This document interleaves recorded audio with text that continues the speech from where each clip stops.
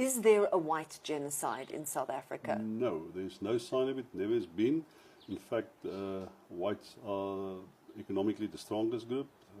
They benefited from democracy more than anybody else. 64% of all boardrooms in South Africa are still white. The average income of white South Africans are vastly higher than black South Africans. No. They have better schools, they have better education, they have private health care. This is the land of milk and honey if you're white.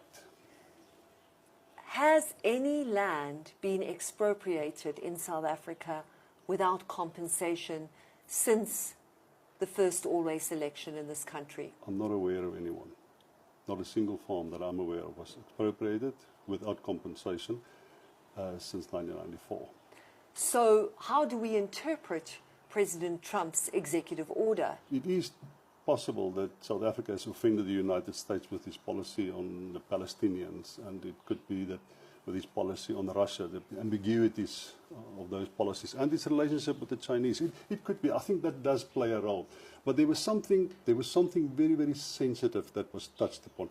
And in South Africa, right-wing groups, so-called civil society groups, we know that they have access to the Trump administration because they claim that. And if you listen to what Trump has said, it corresponds exactly with the genocide narrative that they sell and that they market, and that whites are victims of the democratic system and the constitution in South African legislation.